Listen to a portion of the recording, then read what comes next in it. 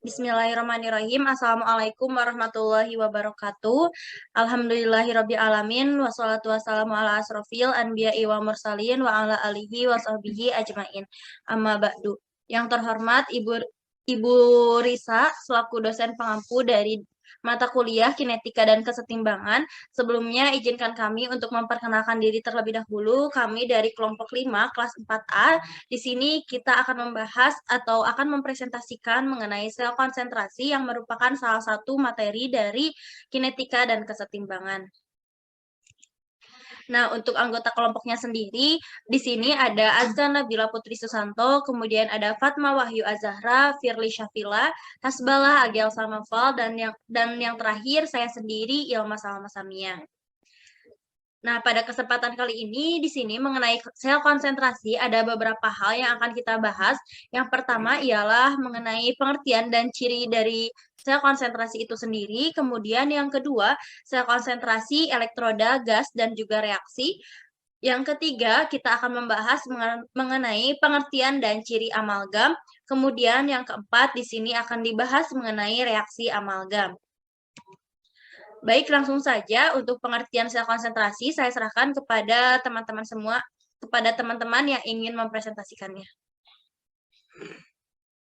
Baik, di sini saya akan menjelaskan pengertian sel konsentrasi.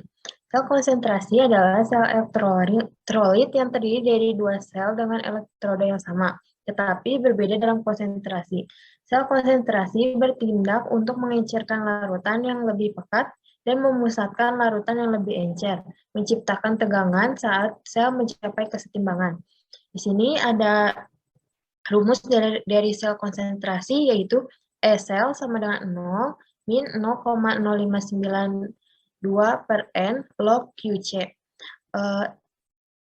I0 sel yaitu bernilai 0, N sama dengan jumlah elektron yang terlibat antara reaksi di anoda dan katoda, dan QC yaitu kunsien reaksi antara produk yang kanan dan pereaktan yang kiri. Next.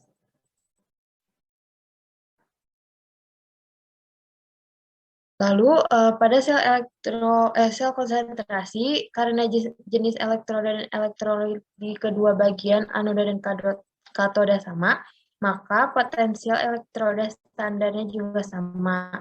Dengan demikian, potensial pada keadaan standar, atau ini ada rumusnya I0 sel sama dengan I0 katoda dikurang I0 anoda sama dengan X min X dikali V sama dengan 0 per V, 0 V, di mana I0 tidak sama dengan I, di mana E0 tidak sama dengan E, kecuali pada keadaan standar. Lalu potensial sel konsentrasi umumnya relatif kecil dan semakin berkurang selama proses reaksi berlangsung. Reaksi akan terus berlangsung hingga kedua wadah mencapai keadaan konsentrasi ion sama. Apabila konsentrasi ion kedua wadah telah sama, S sel sama dengan 0 dan aliran elektron terhenti. Next.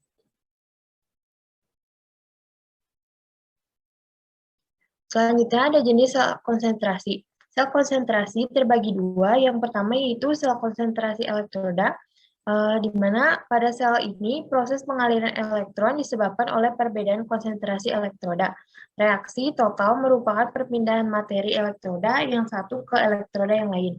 Yang kedua ada sel konsentrasi elektrolit.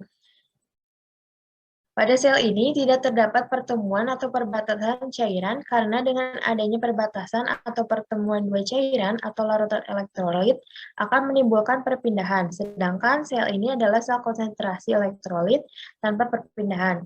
Selanjutnya ada sel konsentrasi dengan perpindahan. Pada sel ini terdapat pertemuan dua cairan atau larutan elektrolit yang sama jenisnya dengan konsentrasi berbeda. Next.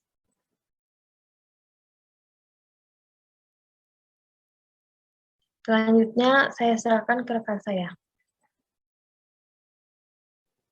Baik, selanjutnya ada sel konsentrasi elektroda gas. Sel ini hanya berbeda pada konsentrasi elektroda saja dan tidak pada jenis elektroda, serta serta elektrolit yang digunakan. Pada sel ini, proses pengaliran elektron disebabkan oleh perbedaan konsentrasi elektroda. Reaksi total merupakan perpindahan materi elektroda yang satu ke elektroda yang lainnya. Elektroda gas dan amalgam termasuk ke dalam klasifikasi ini. Lalu secara keseluruhan tak ada reaksi kimia yang terjadi dan reaksi terdiri dari transfer timbal dari suatu amalgam yang berkonsentrasi tertentu ke konsentrasi lainnya. Ada E-sel sama dengan 0 dan potensial sel dengan rumus E sama dengan RT per NF IN A2 per A1.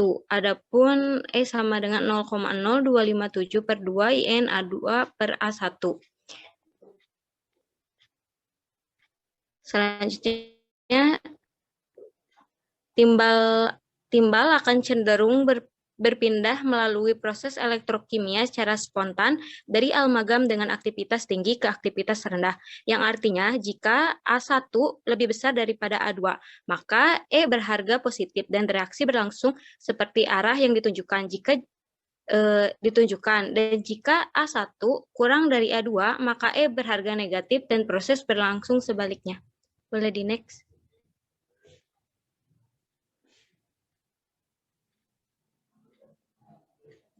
Selanjutnya akan dijelaskan oleh teman saya.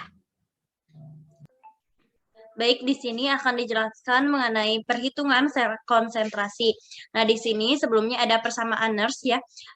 Untuk persamaan Nernst-nya itu sendiri, E-sel sama dengan E0 sel dikurangi 0,0592 per N log QC. Nah, kemudian di sini ketika kita melihat persamaan sel konsentrasi ini mempunyai hubungan yang erat dengan persamaan Nernst itu sendiri, di mana karena seperti tadi yang sudah dijelaskan oleh rekan saya bahwa jenis elektrodanya itu sama sehingga E0 sel atau potensial elektroda standarnya itu bernilai 0 gitu, sehingga pada perhitungan persamaan sel konsentrasi E0 selnya itu bernilai 0. Nah, di mana E0 sel itu bernilai 0, kemudian N ini merupakan jumlah elektron yang terlibat antara reaksi di anode dan juga katode, dan jumlahnya itu harus sama gitu.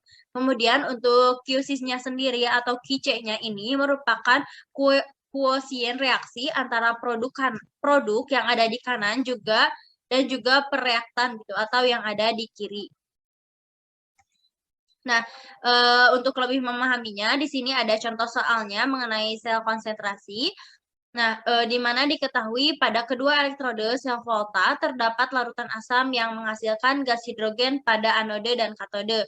Aliran elektron mengalir dari konsentrasi 0,05 molar ke konsentrasi yang lebih tinggi yaitu 0,5 molar.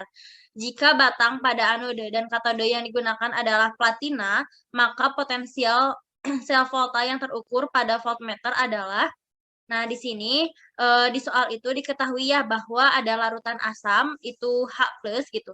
Nah, larutan asam ini berada pada kedua elektroda gitu, sehingga di sini kan merupakan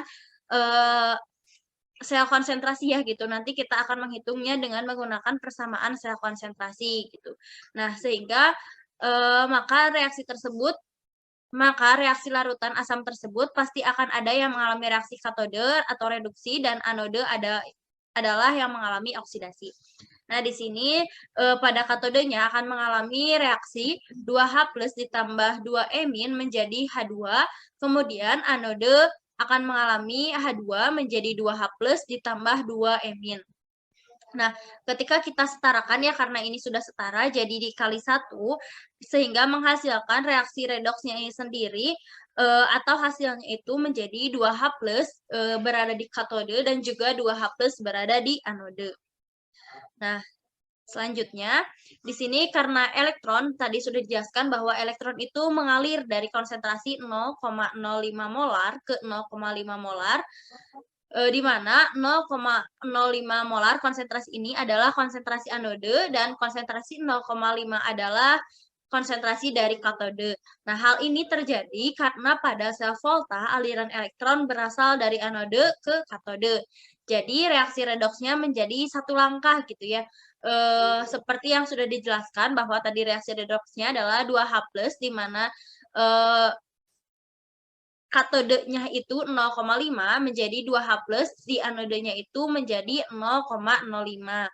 Nah, kemudian kita di sini langsung bisa memasukkan apa yang diketahui melalui persamaannya gitu. Nah, jadi tahapan selanjutnya ialah memasukkan ke persamaan rumus sel konsentrasi, di mana SL sama dengan 0,0 dikurangi 0,0592 per N log QC. Kemudian diketahui ya tadi N-nya itu adalah 2 gitu. Di mana kan tadi sudah dijelaskan bahwa N itu merupakan jumlah elektron yang terlibat antara reaksi di anode dan juga katode, dan jumlahnya itu harus sama gitu ya. Nah, itu sudah ada ya di persamaannya bahwa jumlahnya itu sama, dan itu merupakan N gitu. Nah, kita masukkan N tersebut, kemudian QC-nya itu kan merupakan konsentrasi gitu ya, kuosien reaksi antara produk per reaktan gitu. Nah, produknya itu kan 0,05, jadi 0,05 per 0,5 gitu. Nah, ketika dihitung dan didapatkan bahwa hasilnya itu 0,0592, karena boleh ya nanti teman-teman sendiri dihitung gitu ya hasilnya itu. Hasil dari perhitungan ini ialah 0,0592. Nah, mungkin begitu ya untuk menghitung dari sel konsentrasi itu sendiri. Untuk selanjutnya, saya serahkan kepada rekan saya. Baik, yang selanjutnya itu ada pengertian amalgam. Amalgam adalah logam campuran merkuri. Amalgam gigi adalah logam campuran dari merkuri, tembaga, dan timah, yang juga mengandung vanadium, zinc, dan unsur-unsur lain untuk meningkatkan karakteristik manipulasi dan kinerja klinisnya. Amalgam adalah campuran dari 2 atau beberapa logam. Salah satunya adalah merkuri. Alloy amalgam terdiri atas 3 atau beberapa logam. Amalgam itu sendiri merupakan kombinasi alloy dengan merkuri melalui suatu proses yang disebut amalgamasi. Itu dari Baum et al. 1997. Next.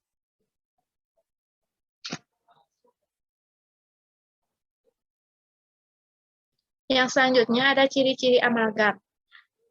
Amalgam mempunyai sifat tahan tekanan atau kompresif strength tinggi dengan tingkat kekerasan 55 GPa, lebih tinggi dari dentin dan gauge walaupun masih di bawah enamel. Namun tidak tahan terhadap tarikan atau shear strength rendah. Selain itu, amalgam mudah terjadi creep atau molor, namun hal ini dapat dikurangi dengan meninggikan kadar Cu. Selain itu, jika amalgam didekatkan dengan atau logam lain, dapat terjadi arus galvanik dan galvanik corrosion dengan medium saliva membuat pasien merasa ngilu setiap saat. Oleh karena itu, penggunaan amalgam dibatasi tidak lebih dari 7 gigi. Itu pun peletakannya dengan perhitungan cermat. Amalgam yang mengandung zinc memiliki umur yang lebih panjang jika dibandingkan dengan amalgam yang tidak mengandung zinc. Indium mengurangi creep dan meningkatkan kekuatan, sedangkan palladium mengurangi korosi dan anoda. Yang selanjutnya akan dijelaskan oleh rekan saya.